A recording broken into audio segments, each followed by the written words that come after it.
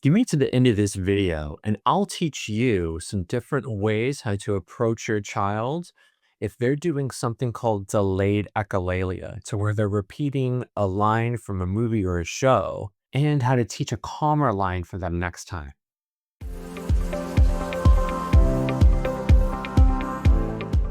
Hi there, I'm Dr. James Thatcher.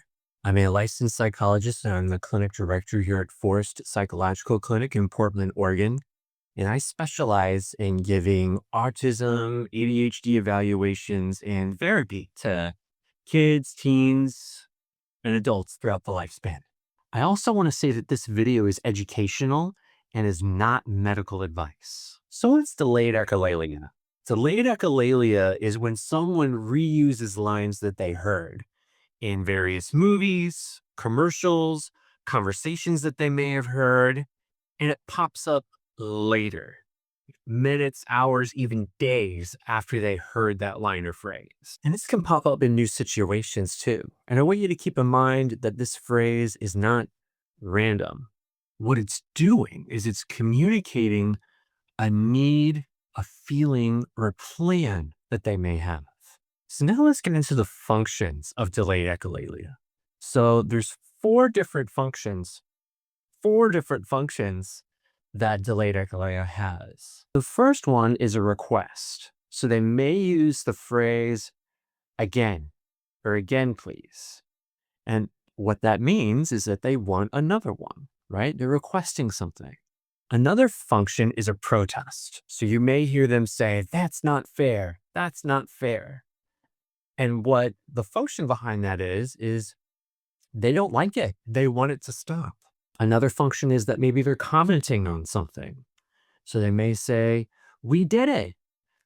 What that is expressing is that they're prideful, that they did something, they accomplished something, they wanted to share that. And another function is to regulate. So they may say to themselves or repeat to themselves, focus, focus. And what that's doing is it's soothing them. It's calming them down. One trick or tip or something that I really want to impress upon you is that when you look for the function of this, it's going to calm the entire situation down to where if they're using echolalia and you see them getting elevated, if you can see the function behind their communication, that's going to cue you in on what they're exactly requesting or commenting on or trying to share with you. And it's going to de-escalate the situation much faster. So now I want to go over a framework. I'm going to use several different examples, and we're going to use this framework in each example to really give you a good idea on how to approach your child next time that they start getting escalated and they're using delayed echolalia. It's called VTAM, VTAM. So what does that stand for? The V is for validate, T is for translate, A is to adjust, and M is to model. And I'll go through three different examples to really hammer home how you use this model whenever your child, again, is getting escalated and they're using delayed echolalia.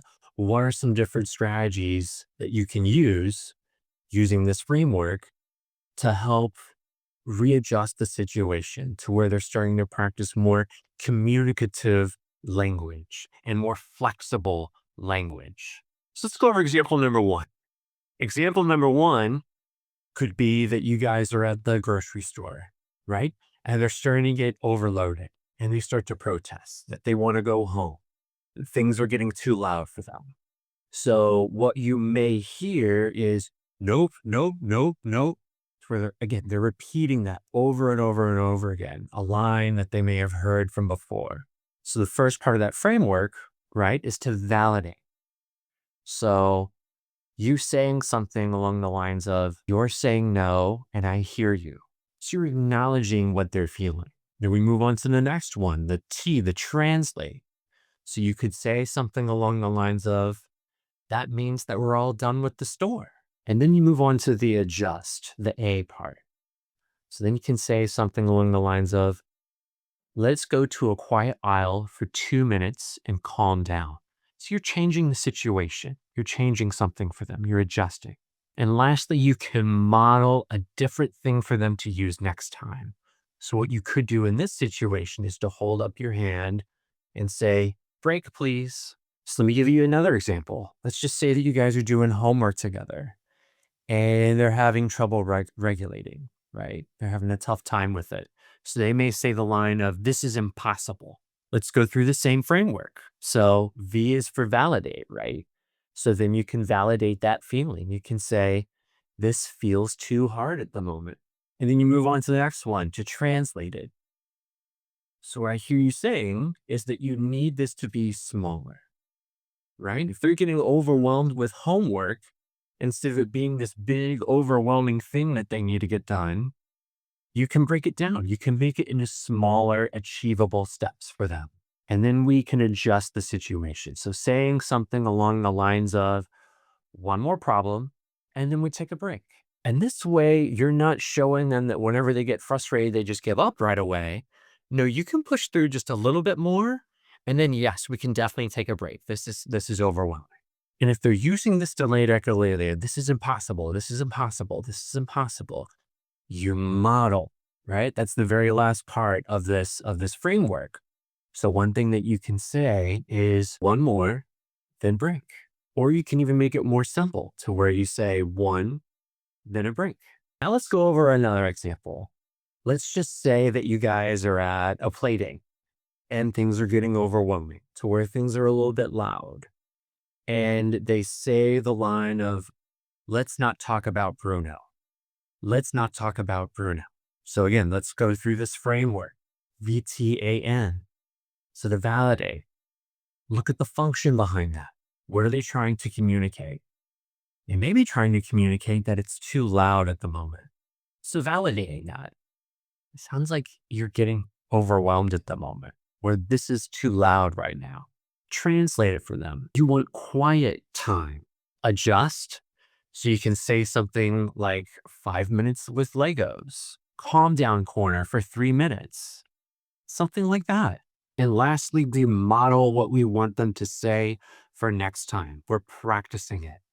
So you can model for them, quiet time, please. So here's something that you can do at home. So where you can write down the phrases that you hear most often on one side of a piece of paper.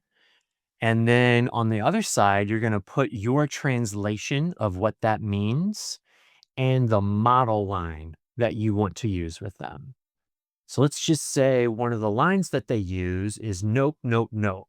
My handwriting is awful, by the way. We'll just put nope, nope. And the translation of that is that they're all done. It's all done. And what do you want them to model? You can have them say, break, please. All right, let's do another one. Let's just say one of the delayed echolalia phrases that they use is to infinity and beyond. Okay? To infinity. And so what is the translation of that? It could mean that they want to jump up and down. Yeah. Not able to write and think at the same time. Sorry, guys. To infinity and beyonds, and maybe they want to jump. Okay. So then a line that you could model for them is big jumps or big jumps now. Or maybe another phrase that they use is, this isn't fair. This isn't fair. And what that could mean is that they don't like this. They don't like what they're doing, right? So what is something that we can model? Don't like it. We could say, stop, different plan. Maybe that's the line that we want to teach them so they don't get escalated. Stop. Which I'm not that good thinking and writing at the same time. Or at least not on the camera anyways. Different plan. So yeah, go ahead and make a list of these that your child says. Remember, think about what they're trying to say and maybe a line that you can model for them. So you're teaching them different ways to use language. And I want you to keep in mind to use these and to practice these when your child is calm. because when they're calm, they're going to be able to learn these much more than when they're elevated. They're not going to be able to pay attention when they're already upset. So you can model in the moment when they're upset what you would want them to do, but for them to really get it, for this to really sink in, practice it when they're calm. And another thing to keep in mind is that your nervous system is the bridge. So if you're getting elevated, they're going to get elevated. So what you need to do instead is, even if you're in a stressful situation, bring your voice down, put your shoulders back, and say the model line that you want them to learn twice, nice and calm. You're not going to be perfect, but all I want you to do is start practicing this with them. Again, you're modeling how language can be used more flexibly. And of course, predictability beats perfection. So repeating these lines to them is going to make it predictable, and it's going to increase their ability to learn these different models that you're trying to show them. So now you guys know what to do. Now you know what to do when they're using delayed echolalia and you want to model something different. You gotta validate, translate, adjust, and lastly, model. Model a different line. So if you like this video, please hit like and subscribe. Feel free to share it. Also, feel free to leave a comment down below. And stay tuned because I got other videos. In fact, here's one right now. All right, I'll see you there. Bye.